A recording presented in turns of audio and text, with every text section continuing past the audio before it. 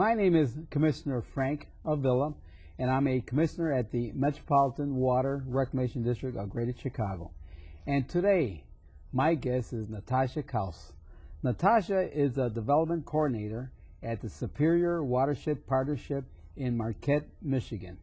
The Superior Watershed Partnership is the leading non-profit organization focusing on watershed protection in the country.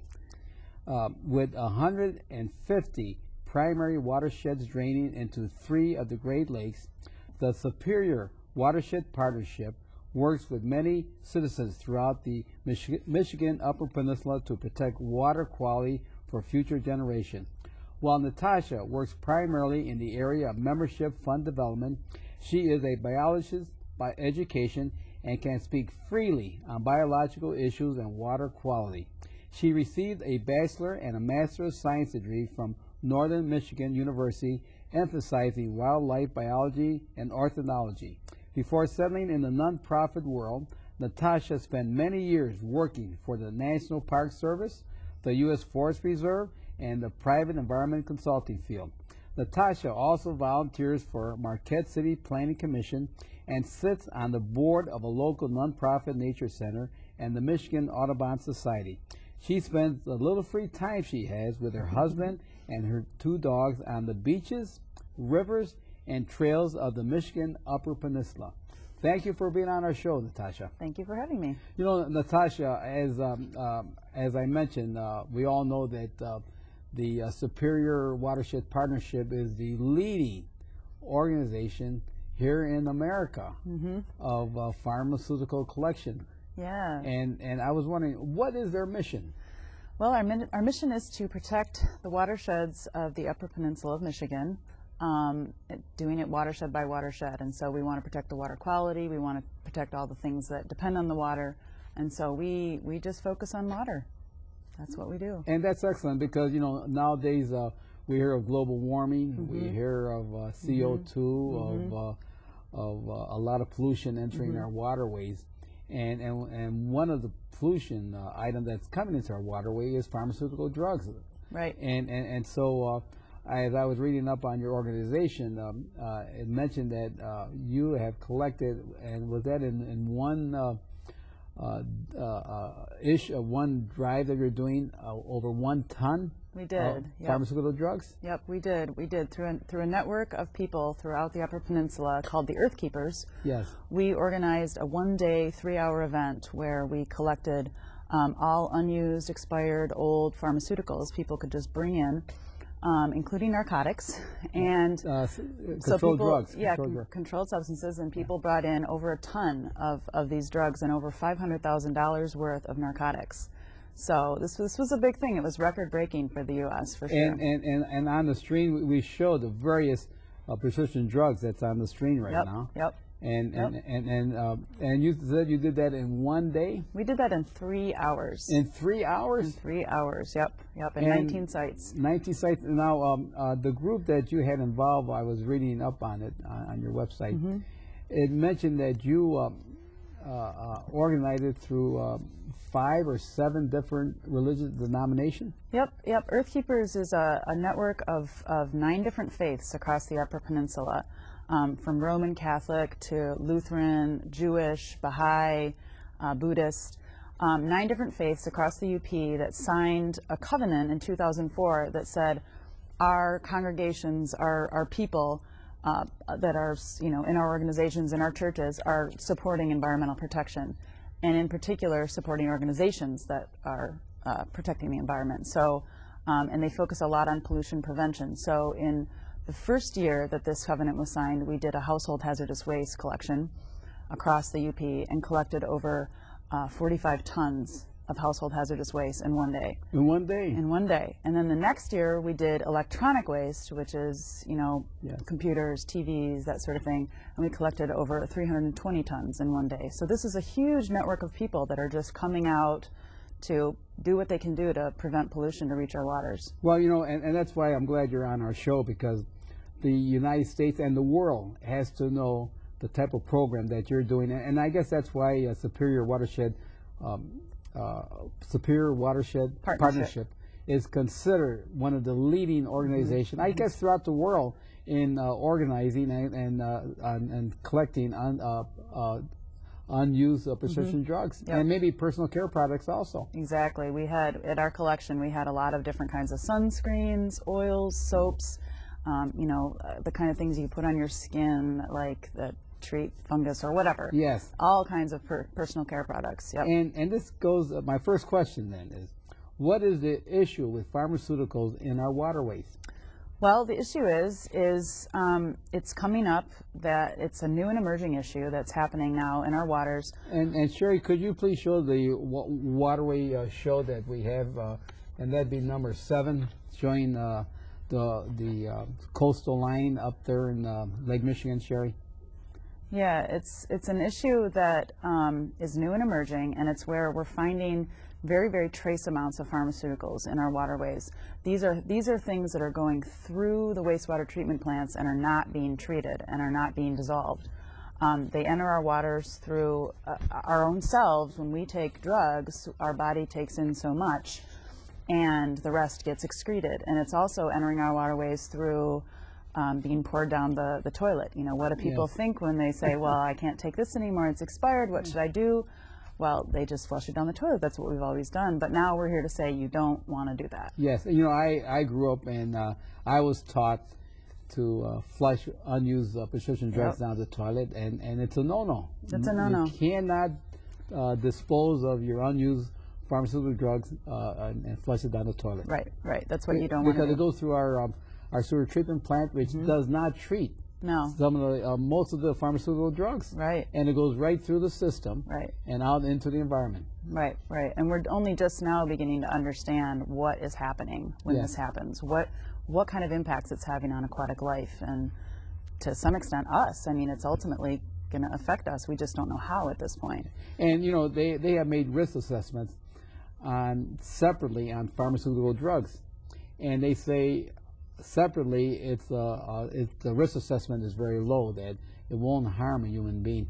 But when you combine the various drugs together, it forms a different chemical. Right. And at that level, then it will affect a human being, and also affect aquatic life, because it may change from female to male. Right. Or it may change their productive organs. It will do a lot of things when the compounds are combined. Right. And even just, one of the biggest contaminants, one of the most prevalent contaminants that they're finding in waters is the birth control pill. And what it's doing to fish is it's actually feminizing them, and the male fish actually create like female reproductive organs, and they also have low sperm counts. And these are just tiny, minute, trace amounts of these estrogen and steroids and hormones. So it's just trace amounts that are doing this. So you can only imagine what over time this means for the fish populations. Oh yeah, and if a person likes to fish, and he catches that fish that have taken in some of these pharmaceutical drugs, maybe it's at a low level and maybe it may not affect a human being, or maybe it will affect it. Right. And depending on the age, the size of that person, they're finding that maybe it may change them or affects their organs or their chemical makeup. Yep. It's definitely an issue to be concerned of. Oh yes. How did they get there? Well, they're coming through 2 different means. Through us, when we take medication, we ingest so much of it, and then the rest of it gets excreted. That is not being taken up by our bodies. And then, of course, we pour them down the toilet. And then there's also the concept of the agricultural industry, and when we give antibiotics and hormones to our farm animals, they excrete it as well into the waterways. So that's another way that it's getting in there. Sherry, could you bring up number 6, image number 6? It's human and antibiotics. Because as a person, as we get older, older people might take twice as many drugs as a younger person. Right. And that might be a problem also. Yep. And we're also medicating our children at a younger age now. Are we? Yes, we are. We're a very medicated nation. There's no doubt about that. Yes. So. And so a lot of these pharmaceutical drugs as you mentioned, not only humans are taking, livestock are taking, and everything has an effect on our waterways. Right. Because the runoff. Right. If you run off on a lake or a stream, will affect that stream or that lake. Right. Right. And now, why should anyone care then? We're a country here in America. We're a World War country. We're a high-tech country. We're enjoying ourselves. Why should we care, or why should the rest of the world care? Well, I think we kind of come from this school of thought that when we throw something away, it's out of sight, out of mind. Well, this is truth that doesn't happen. That when we throw things away, they don't just go away, especially not things that are synthetic that we produce. So it gets in our water. We drink water. We depend on water. And I mean, lucky for us, we don't spend 99% of our time in the water like some aquatic organisms do. Otherwise, we'd be in real danger. So it's that we should care because of our bodies, of our health, and the health of our aquatic systems, because we depend on those as well. So, it's all part of the food chain and why we should care. So. And we should care. We all live here in the Midwest. And here in the Midwest, they say that of all the water in the world, 1% of it is fresh water. And of all the fresh water, of that 1%, 18% is in the Great Lakes. Right. And that's why we should be concerned on the quality of the water, because how long can a person live without food? About 30 days? But without water, how long can one live? I can't imagine it's longer than a day or two. A day or two. Yeah. And that's why water's so precious. Water's so precious. And water is going to probably be more expensive than oil if we don't take care of it. Yeah, because we all need fresh water to drink. Oh, yes. And we're surrounded by it here, and so we're lucky, but other folks aren't that lucky. So. Well, disposal of pharmaceutical drugs, what is being done about it? Well, it is a nationwide and a state concern. Both the federal government and the state governments are paying attention to it now. There's a few bills in Congress, I think in the state of Maine, Massachusetts, Iowa, and California, where they are either designating monies or developing programs to address this through take-back programs, mail-in programs, that kind of thing. And on the stream we have some of the unused pharmaceutical drugs. Oh yeah, those are the old ones. The old ones, right? Yeah. And I know that I have some old ones in my medicine cabinet. Yep. That every day I get up and says I'm going to dispose of them. Yeah. And I get up in the morning and I'm rushing because I'm running late. Yeah, yeah. So you mentioned these states that have a program now. Yeah, in fact, Illinois is one that is exploring the idea of doing like a mail-in, send it back to the pharmacy, send it back, to where you got it to be incinerated. And so the states are doing that. There is also a nationwide listserv called Farm Waste that you can get on and just learn more about it. Farm Waste. Farm Yep. Waste. FPHARM Waste. And I think you just would do like a .com, search on Google or whatever. But there's that. That's a way that the information's getting out. But what really I think is the most effective means for dealing with this right now, given that there's really no federal program, is through these community-wide take-back programs, which we implemented in the UP. And there's even toolkits out there to help guide communities to develop these kind of take-back programs. So that's kind of what's being done about it at this point. Now, you mentioned a local level. We have our wastewater treatment plant. And a wastewater treatment plant does not remove pharmaceutical drugs from the treatment. Nope. They are designed to treat organic solids and even phosphorus and nitrates, but they do not address pharmaceuticals at this point. So that is going to have to be, at some point down the road, is going to have to be addressed with our wastewater treatment plants. Well, as a commissioner at the Water Reclamation District here in Illinois, we are not required yet to remove phosphorus or nitrate. Oh, okay, okay. But there is a bill pending now. I might have been signed, but that they're trying to say that detergent, cleaning, oh, good. Laundry soap should not have phosphorus. Right. So, getting back to phosphorus, beverages has phosphorus in them also. Yeah. And that amounts to 15% of our phosphorus that we have in our system. Yes. I did not know that. See, so, you know, we're living in a world where we enjoy a lot of products, and we don't know how harmful some of these products are and what harm they're causing the environment. Right. And we're just learning now. Yep.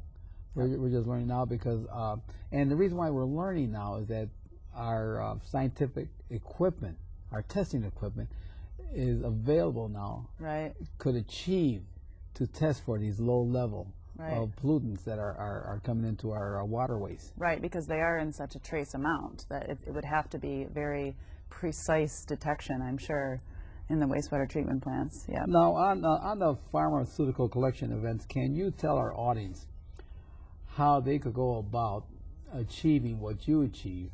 And I was very interested when I was reading about you had the religious group involved.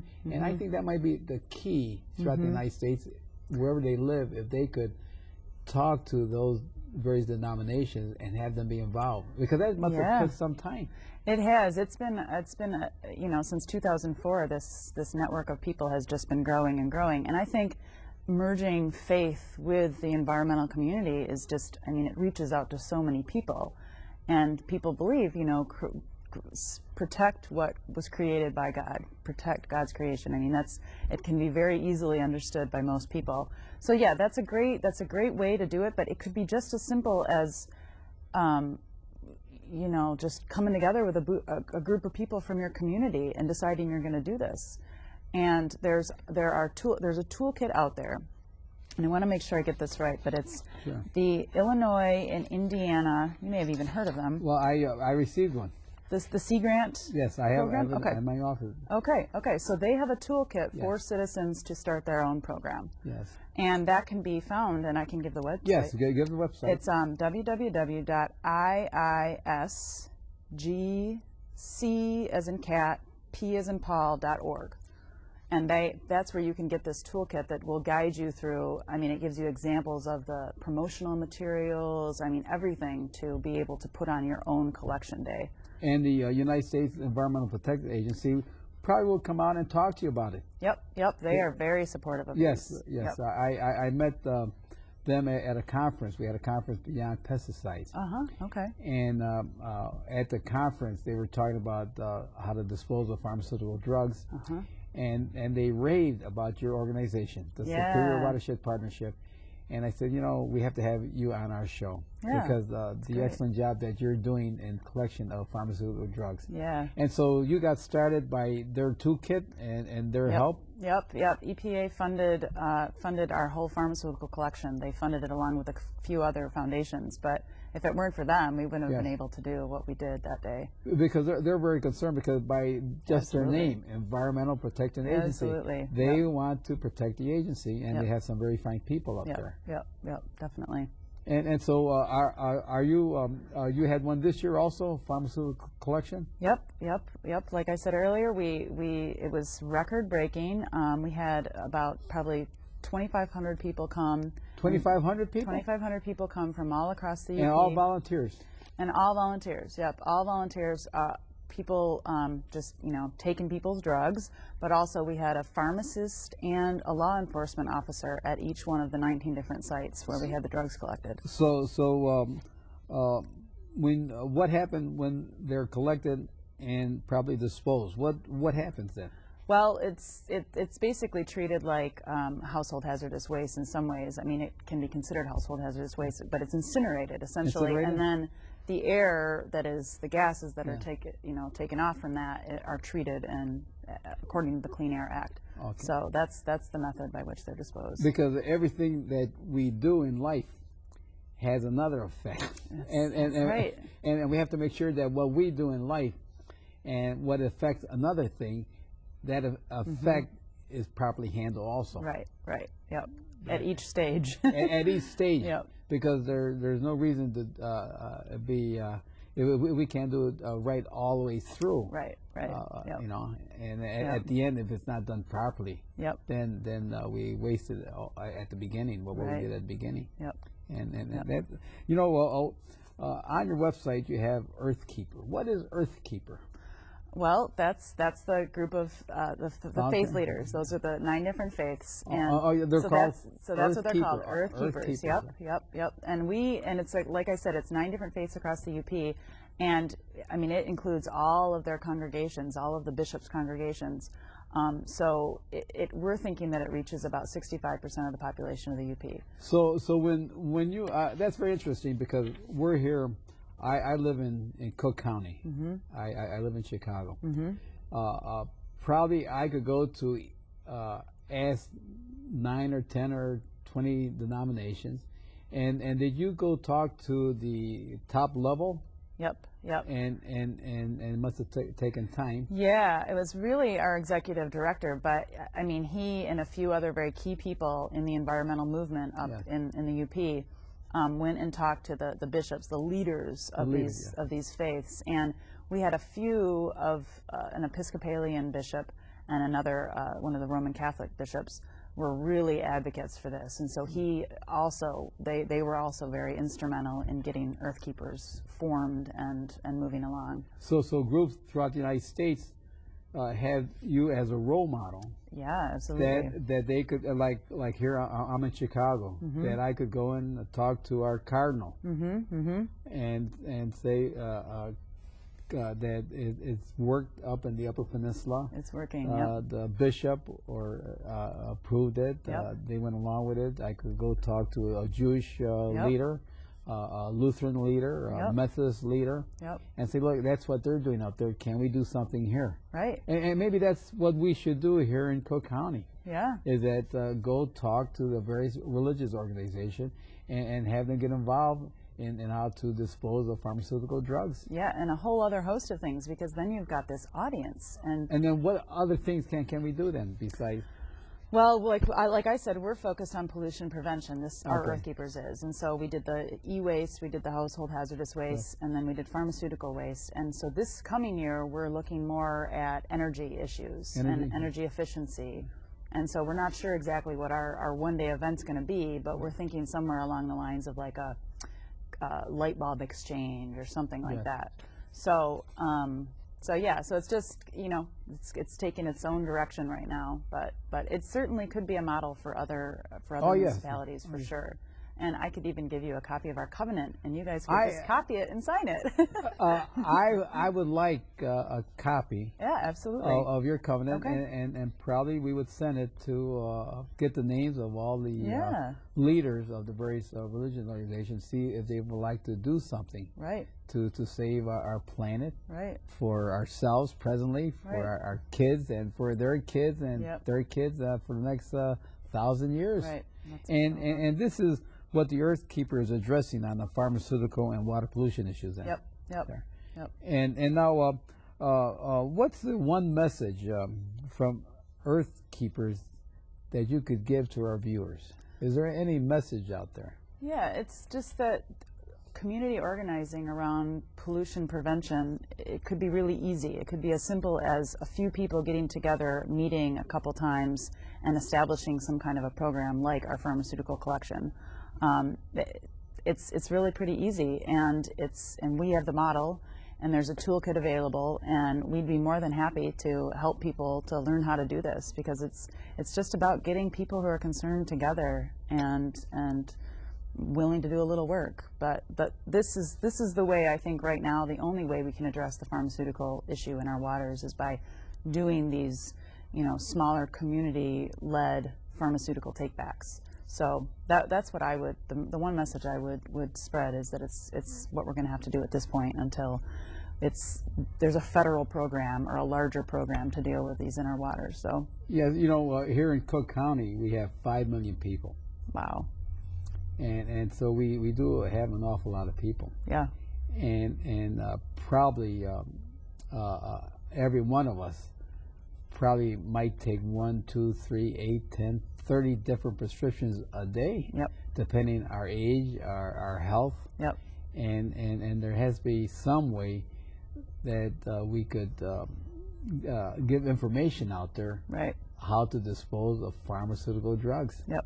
because that is a big issue now. Right, right. And not only dispose of pharmaceutical drugs, is also how to stay healthy, so we could decrease the amount of prescription drugs that one takes. Right, right.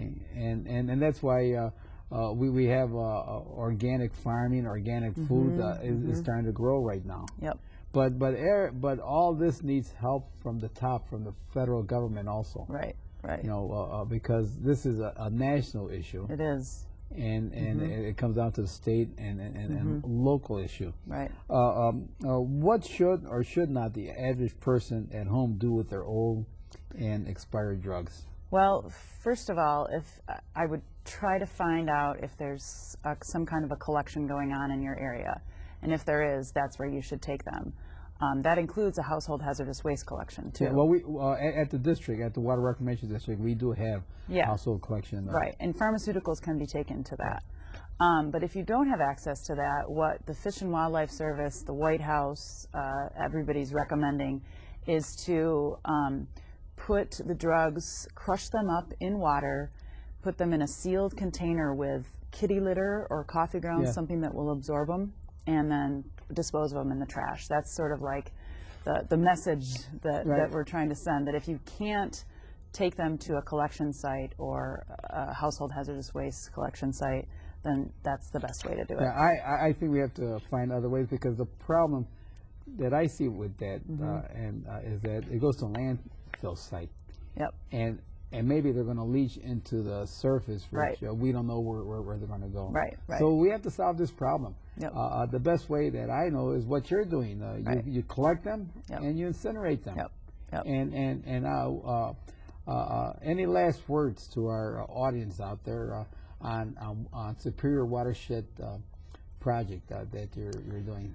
We have a wealth of information on our website at superiorwatersheds.org. We have a model that works to engage the environmental community and the faith community in environmental protection, and we hope that this can be a model for other communities. And you're willing to share it at no cost, and and it works. It works. It works. You know, if you collected 1 ton in 1 day, in 3 hours, just think of what we all could do if we could do this every day, just by ourselves. Exactly. And instead of 1 ton, maybe we get 10, 20 tons of disposing of pharmaceutical drugs. Excellent. And now I know why your organization is considered the #1 organization in the United States. Thanks. Thank you.